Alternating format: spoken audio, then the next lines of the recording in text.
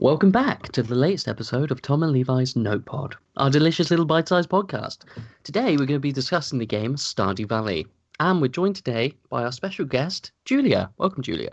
Hi.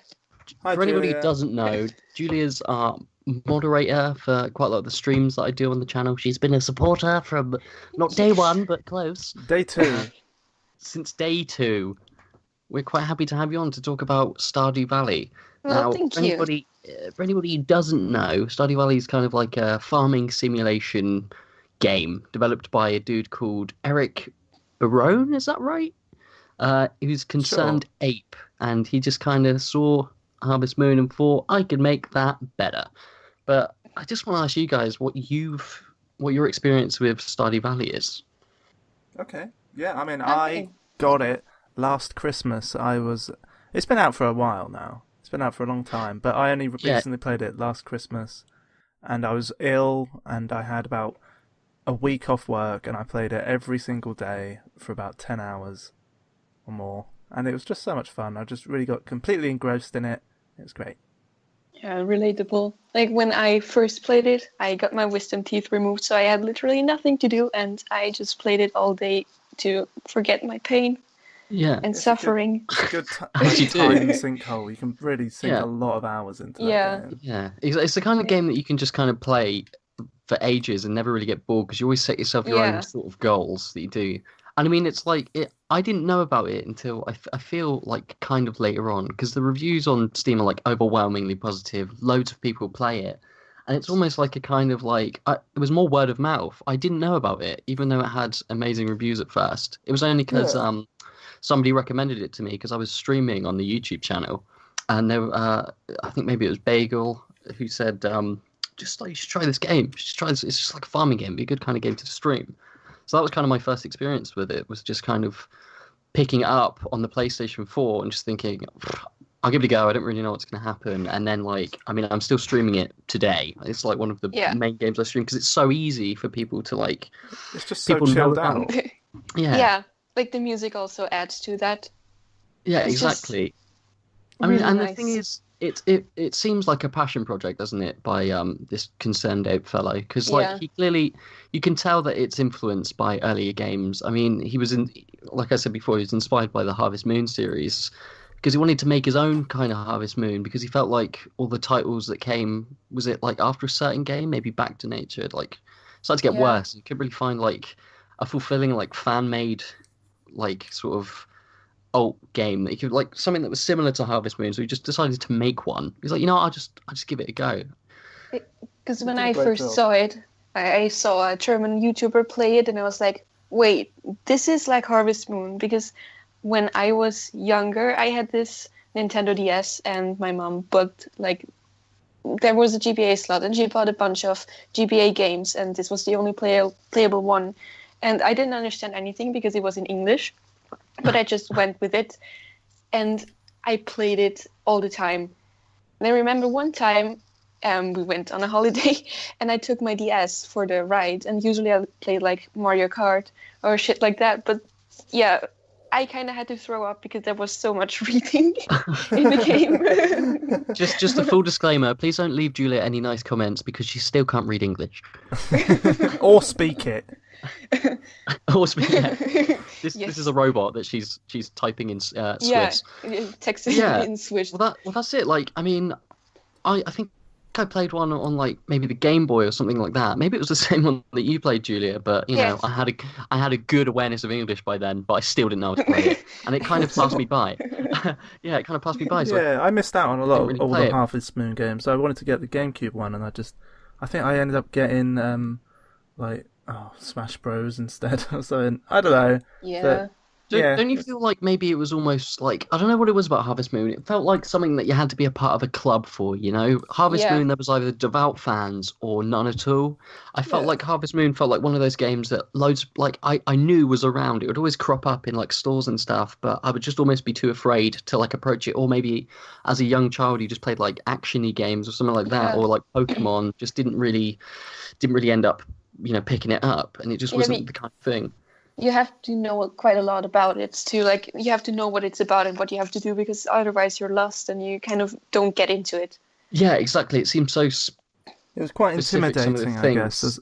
As a Yeah. child, it's quite an intimidating game. And I feel like it was a time before like sort of wikis. Do you know what I mean? Like Yeah. things like because when when I'm stuck on Stardew Valley, you could just you can go on the wiki and it can tell you anything. And not only that, I'm Yeah. streaming it, so word of mouth. People who also play it, and a lot of people do these days, can just like give you some pointers and tell you exactly what to do or how to go about doing a certain thing, which really didn't happen for like games like Harvest Moon, I guess. Unless there was probably forums at the time, but I don't know. Maybe it was as approachable, but people didn't have the reach. Maybe Harvest Moon just didn't reach out, because I would say that Stardew Valley is bigger than any Harvest Moon game was.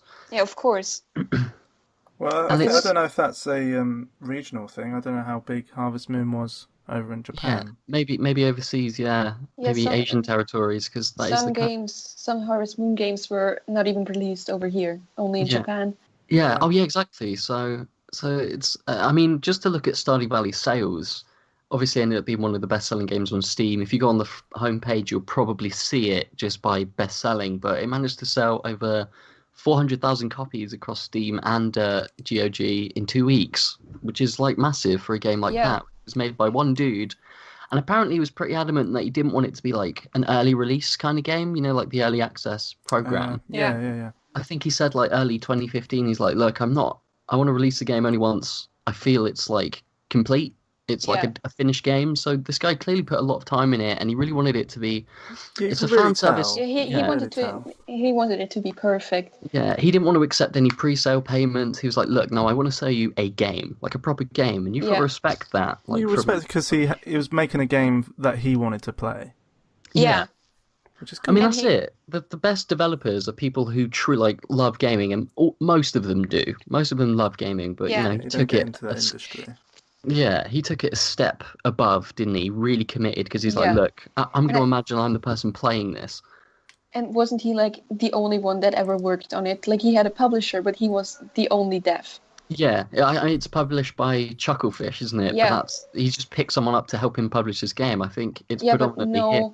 Like he did all the art, the music, the animations. Yeah, which I think is incredible. Yeah, it's cool. amazing. It's so cool to go into like game or a game shop and see a copy of Stardew Valley just on a shelf. Yeah. I feel like one guy made that, and it's insane. Yeah, it's kind of proof that it can be done. I mean, it's just like, it's kind of inspirational, really, to think that one guy can just kind of, and it was clearly a passion project. He loved the Harvest Moon games, and he just wanted to make something that improved on everything. It was a spiritual successor, really. Yeah, and in the fact, guy.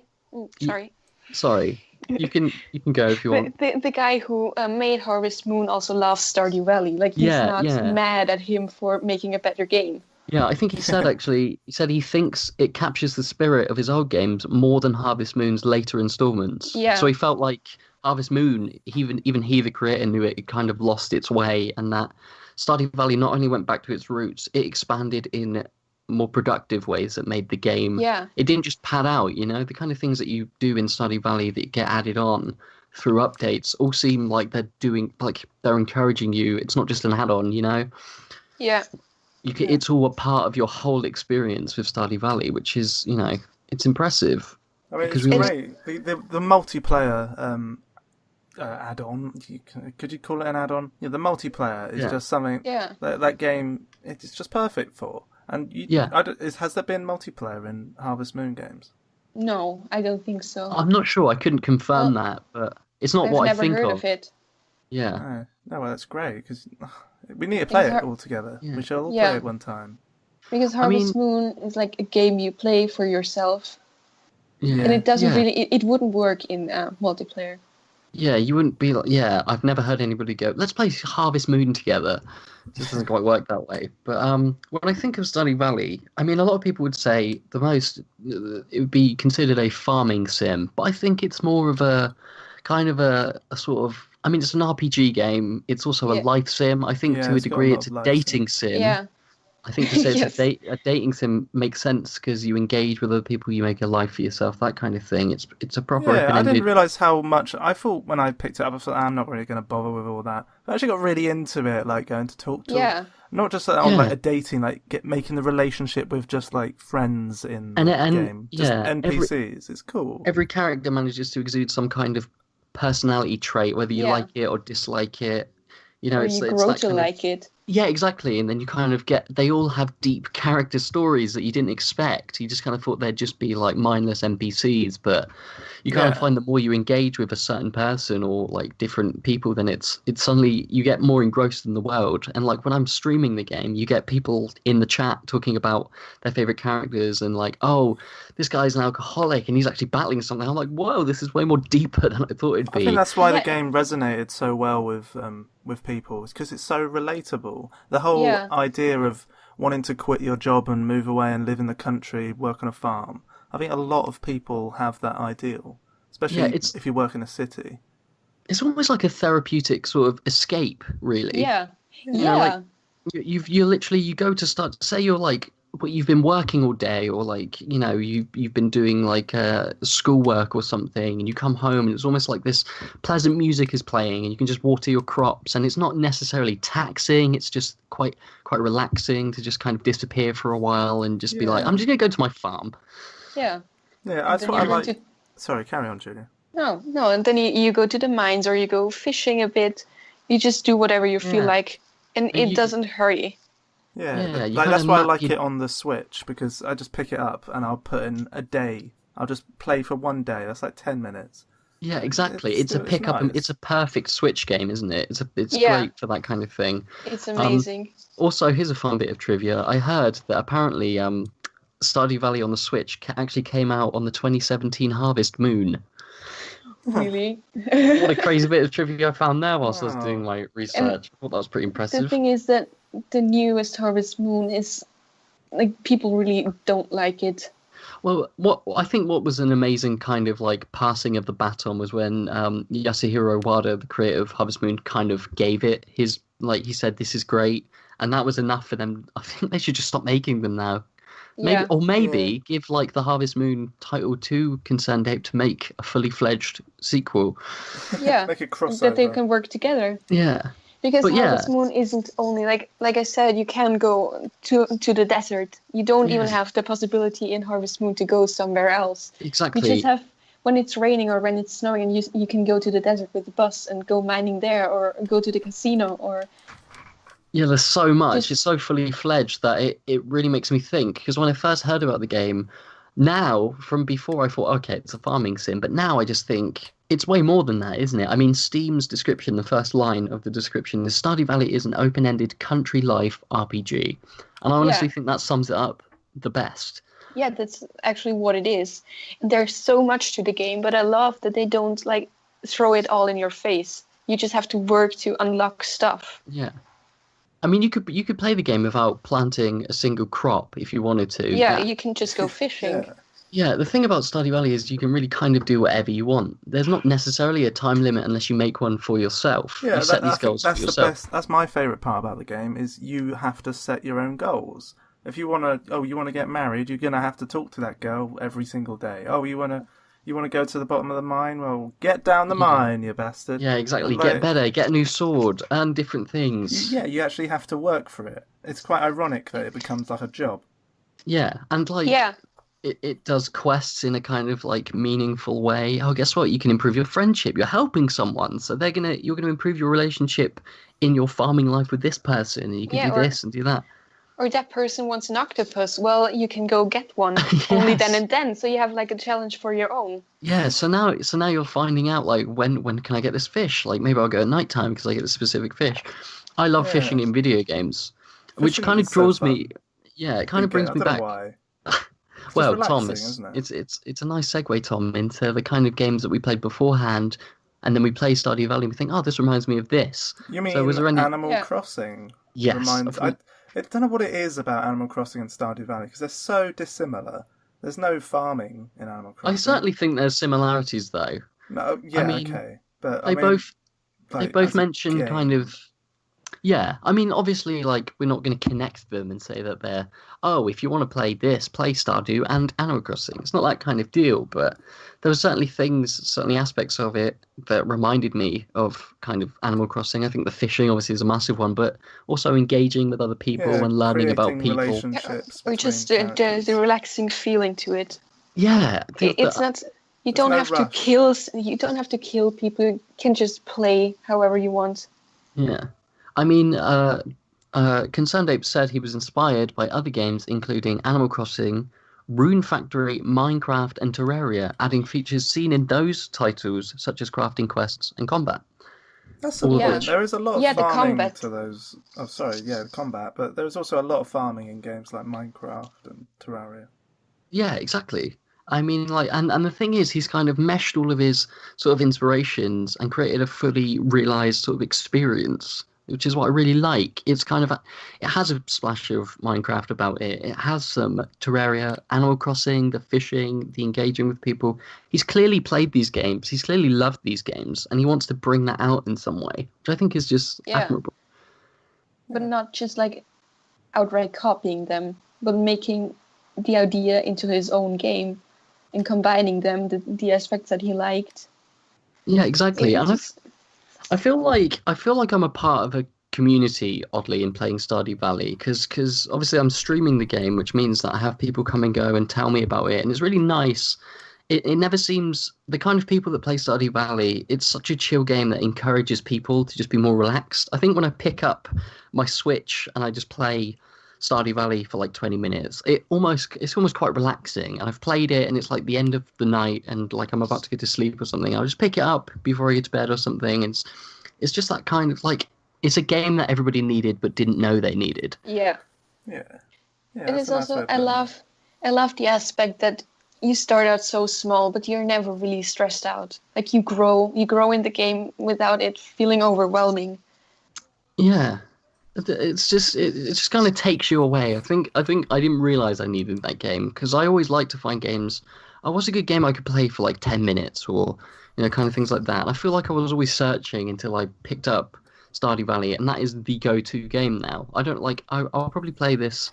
It's got so much longevity. I feel like I'll just be playing this game for like the foreseeable future. I can't think of a time where I Yeah, don't want to pick it up. Like sometimes I'll be like out and I'll be like, oh, I just kind of just want to sit down and just play this and like tend to my crops and do my own little goals that I've created. yeah, What and what sort of thing would you like to see in Stardew Valley? Well, hmm.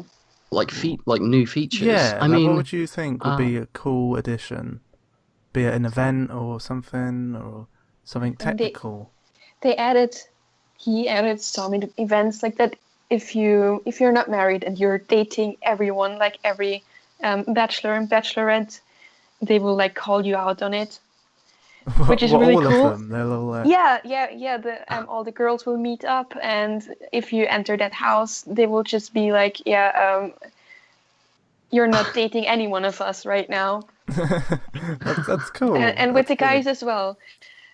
And they also added like a winter, like in the winter, there's at the beach like some sort of night market, which is also really cool because you can get new fish and like summer crops and spring crops in advance, which is nice. Yeah, that's it's cool. I cool that mean, they're continuing to add things to this game. But it's got it. it's not at Yeah, its end of life. It's still going. it's got so Yeah, good that like people have almost stopped like modding certain aspects of the game because by the time they've started adding the mods, they've already kind of added it to the game. I mean, multiplayer was a mod for a while, and now he's like, well, you want it, so I'm gonna make it. So yeah. here's online, and that's obviously only came out not well, it didn't come out long ago. One fun fact I heard is that some people modded the pigs because they thought the pigs were too sad looking. And he was like, yeah, fine. Imagine him at a conference like concerned. It's like, did anyone want to change it? Yeah, the pigs are sad. You're like, really? I One just pulled my stars. heart out. Yeah, exactly. Would not recommend. But they just modded it in, and he was just like, okay, fine, you're right.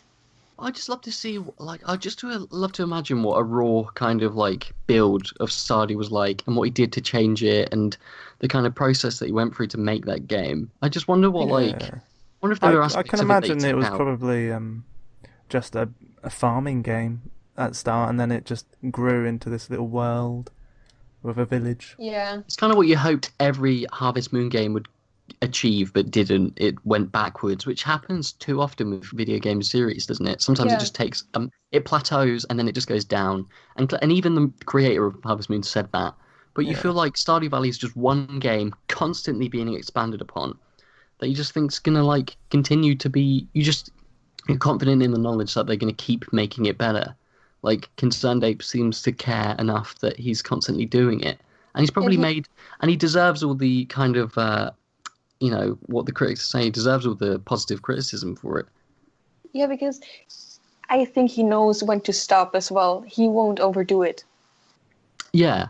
Sometimes and when it does too stop, much. it'll still be a good game that people will still play, and they'll play it for years because it's got so much content in it and so much.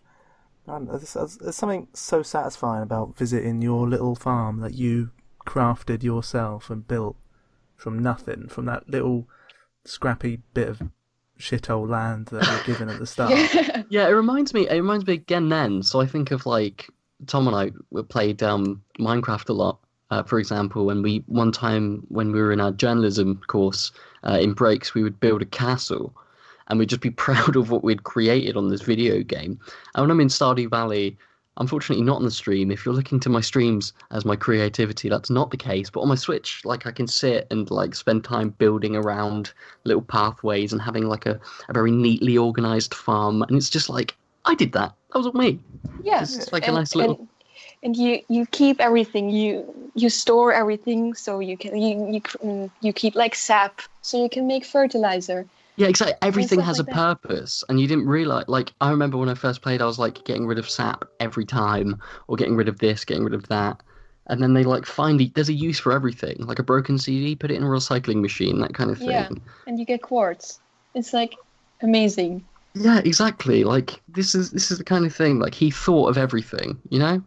Everything came to mind for him, and he thought, okay, let's improve this. And he clearly heard what people were saying. You can't have a perfect game without having the audience interact with you, and clearly that's something even if he doesn't say it, he's clearly on the forums looking at what people like, dislike, want to add, want to take away, those kind of things. Like he has an eye for it, I think.